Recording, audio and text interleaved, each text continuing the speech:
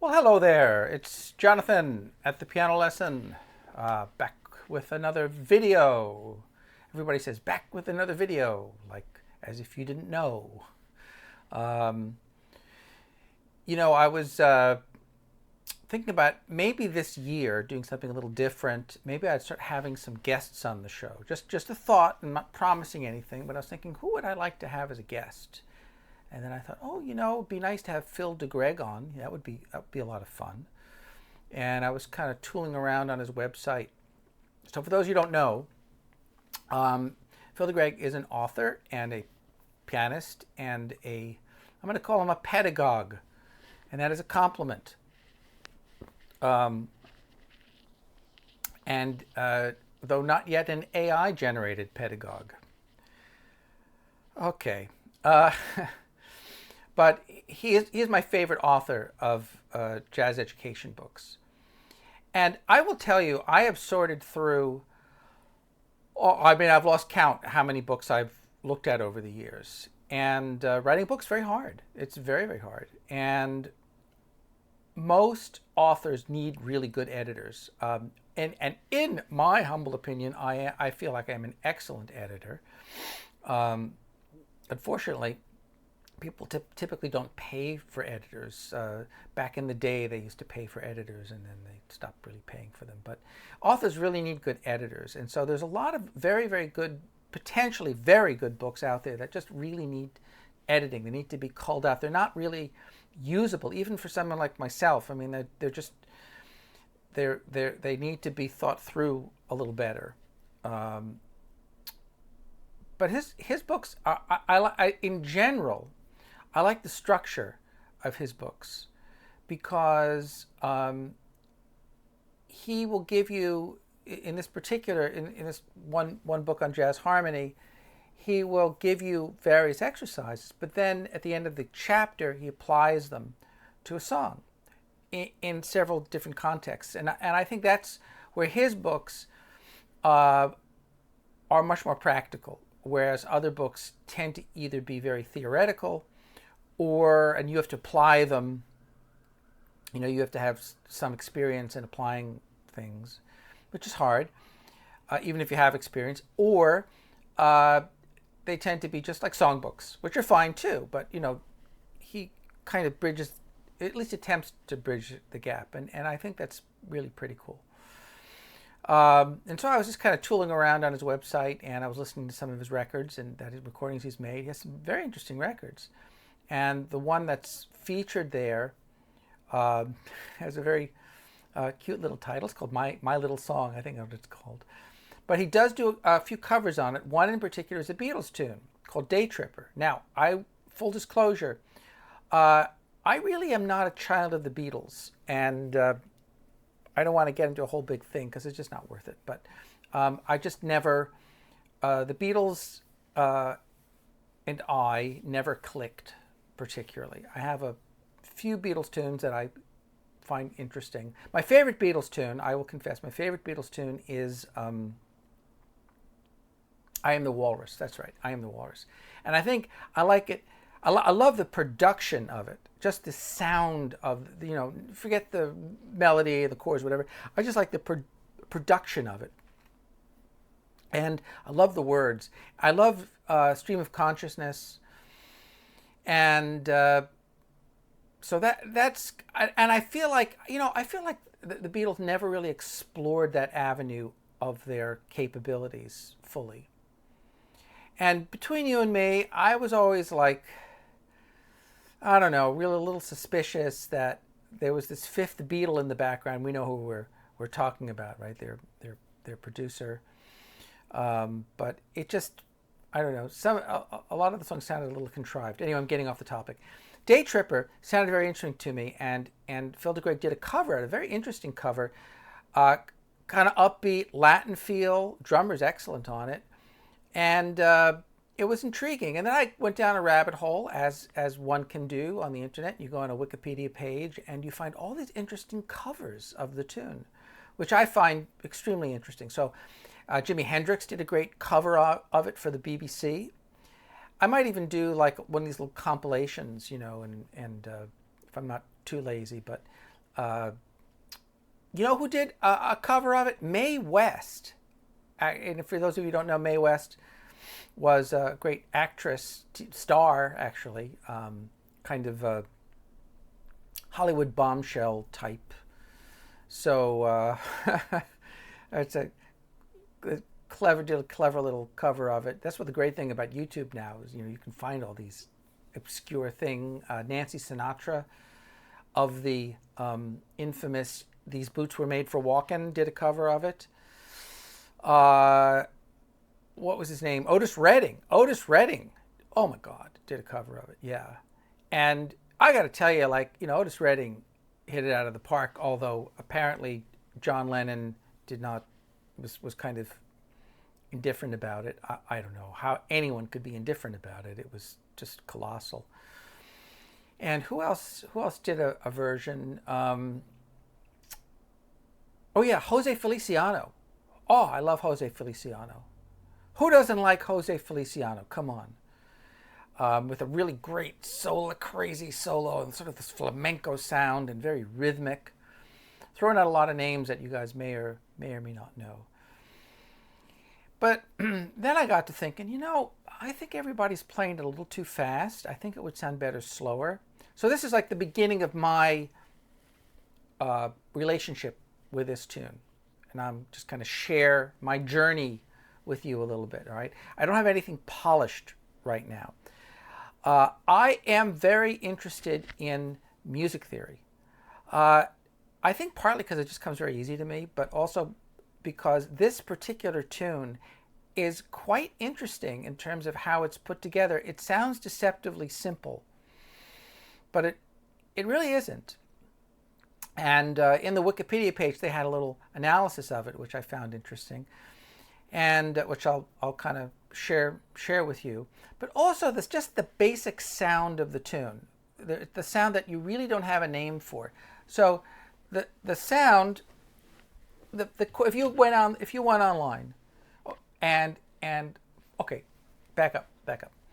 I'm not playing the song Day Tripper now for you because I'm assuming most people have heard this Beatles tune, and if you haven't, then just stop this for a second and go listen to Day Tripper, and you can go on Mr. DeGreg's website and you can hear his version of it and some others. But I'll play it for you on the piano as best I can a little bit.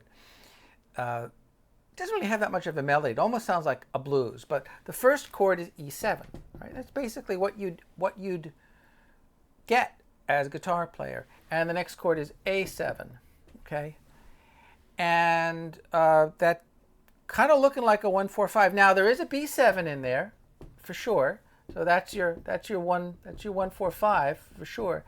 But it kind of gets short-circuited. Maybe it'll be easier to read here. It does have those chords, but F sharp 7 is stuck in there, and G sharp 7, or I like to think in terms of flats myself, but G sharp 7 is fine, and then C sharp 7. Now I want you to think about that for a second.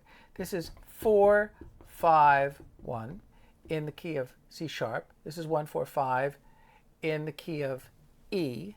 And what is the relationship of E to C sharp?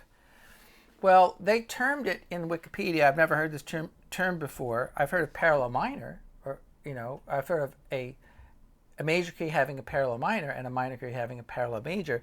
I've never heard of a major key having a parallel major, but from E major to C sharp major, that's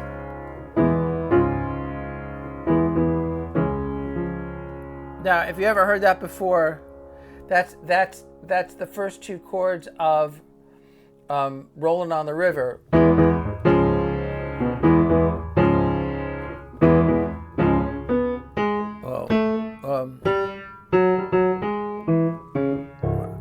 That was awful. I don't even know. That's puts a lot of pain in Memphis.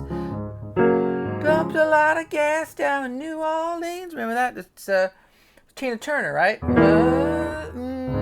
Right. Well, that's kind of what happens in this tune, in this Beatles tune. And I have to kind of clear my ear for a second here because it's interesting. I forget tunes as fast as I hear them sometimes. Day Tripper. There we go. Yeah. So there's a really interesting line. So when you're writing a tune or playing a tune or whatever, some people call it a hook.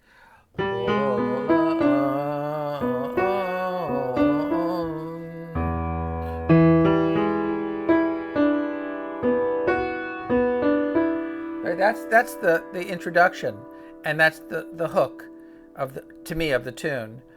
And if you listen to the sound,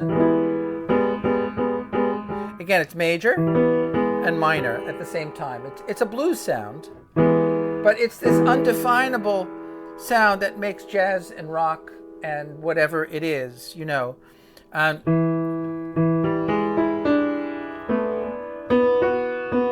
and it sounds better if you hold them down than if you lift it up. I mean, that's probably kind of how the Beatles plays it, just real clean. But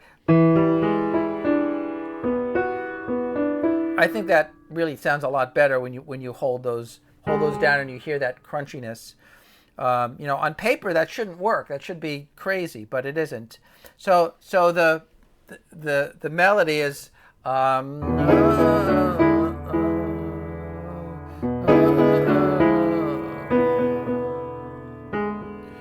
And then I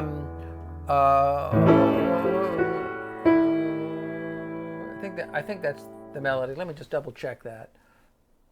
I'm getting close. Yeah, that's the melody. If you see it on the sheet music,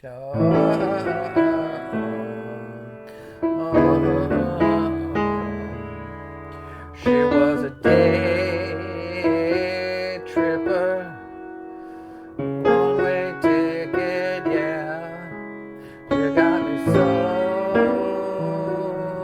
Then this chord, long to find out, major. And actually the melody is maybe the third. Okay, that's the basic chords. There's not a lot of chords in there, but it's E.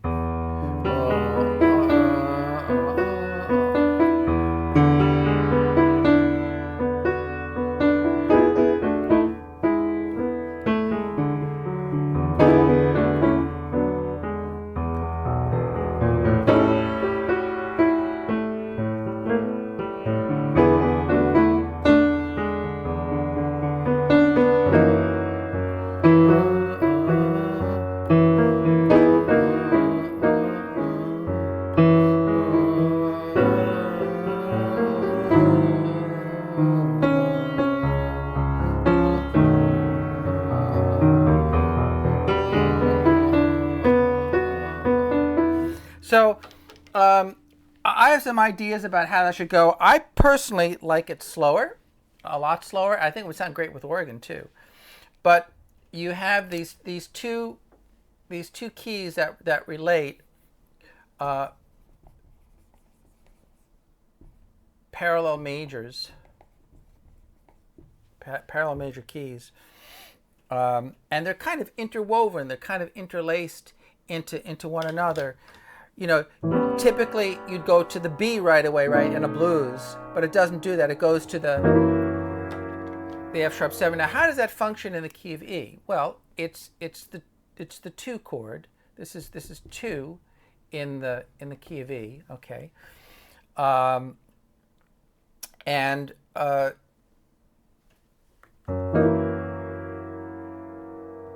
it's interesting enough.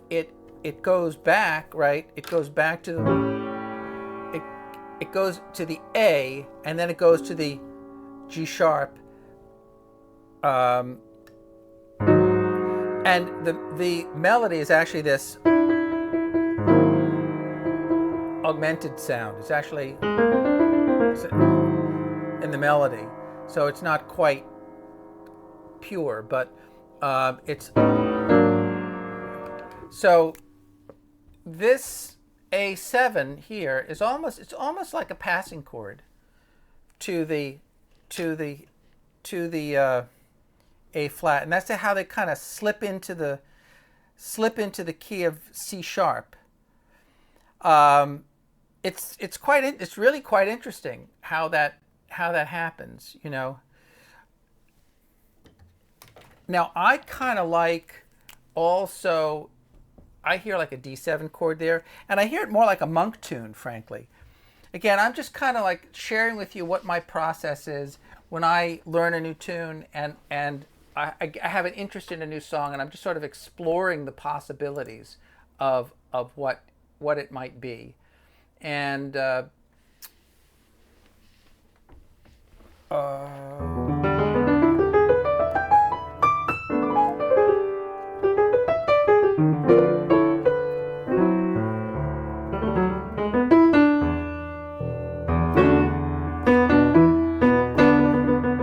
know that sound.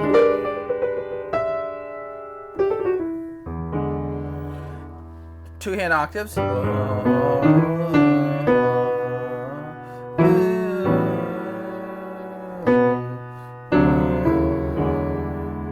Sliding up like that.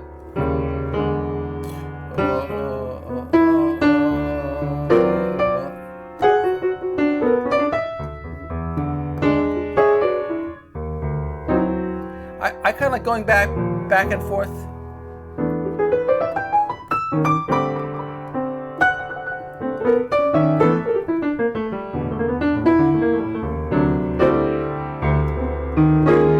Now those are like 11 chords.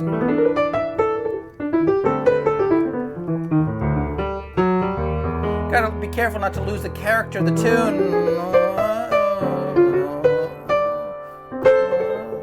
Transpose the line.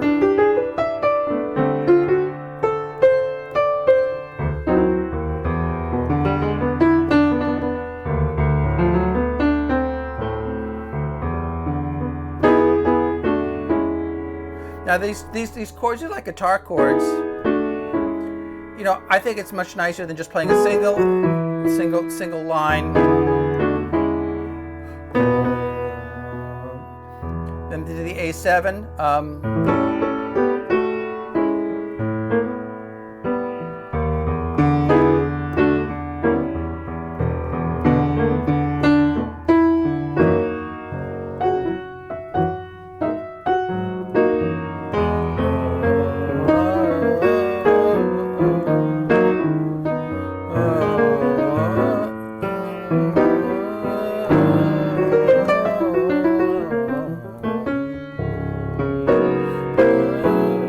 These are the 11 chords. Back and forth. Going back and forth between the B and the C. And I like to play, so C sharp 7, here's a voicing for C sharp 7, believe it or not. Okay, I don't know why I do that. It's a cluster, right? I mean, here's the root and the 7th, and I have the other chord notes in there. I mean, there's a 5th, you know, which I don't really need, but I just like the sound of that cluster. And this is the 4th of the 11th. And some of these notes are doubled. I like the sound of the doubled notes. Typically, we don't do that, but I could get rid of some of them conceivably. You know, I could get rid of, I don't know. I mean, perhaps. Well, I don't know if I want to get rid of any of them. I kind of like that. So here's my thought. Here's my thought, just off the top of my head.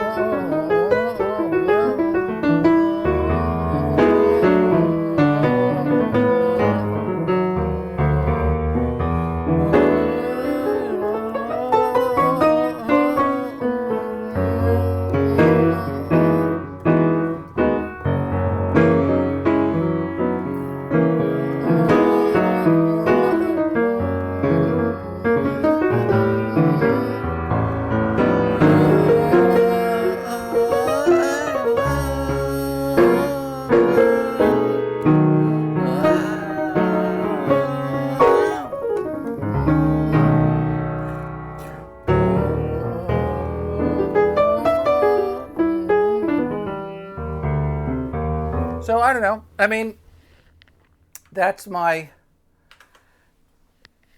I'm just sharing it with you, warts and all. This is kind of like the take that I have on the tune, and I think it would sound much better if you just had like a real slow boom, da, da, da, real sexy kind of, to me.